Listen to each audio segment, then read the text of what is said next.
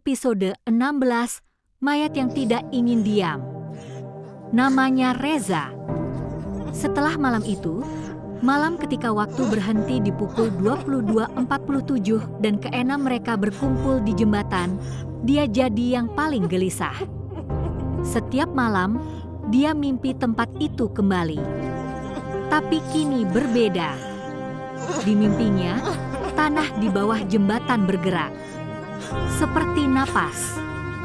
Seperti ada yang hidup di dalamnya. Bukan binatang, tapi aku. Reza mulai percaya bahwa tubuhku tak pernah benar-benar mati. Ia mulai terobsesi.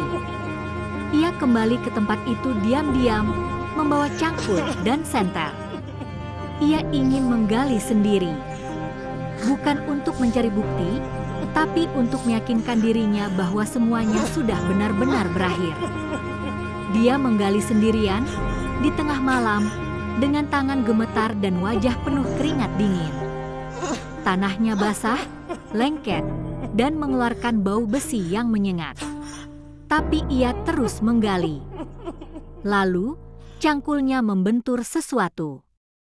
Bukan batu, bukan kayu, tapi sesuatu yang lunak, lalu keras. Ia menyingkirkan tanah dengan tangan, dan disitulah ia melihatnya, jemari.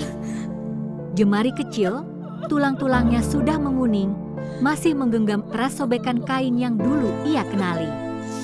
Itu kainku, yang ia tarik kasar dari tubuhku malam itu. Reza menjerit. Ia mundur, jatuh terduduk di lumpur. Tapi sebelum ia bisa kabur, jemari itu bergerak. Pelan, mengerut, menggenggam kembali kain yang hampir terlepas. Mata Reza membelalak. Ia melihat dengan jelas, tulang itu tidak mau dilepas.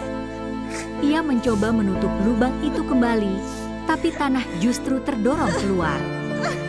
Seolah ada sesuatu dari bawah yang ingin naik. Dari sela-sela tanah, mulai muncul bagian lain, potongan rambut panjang yang basah, serpihan kuku patah, dan suara napas, pelan, tapi ada. Sangat dekat. Ia lari meninggalkan cangkul dan senter. Tapi sejak malam itu, dimanapun dia berada, tangannya selalu terasa dingin. Ia merasa seperti menggenggam sesuatu, walau kosong. Dan setiap malam, ia mendengar suara berbisik. "Kenapa kamu buka kuburanku kalau bukan untuk membawaku pulang?"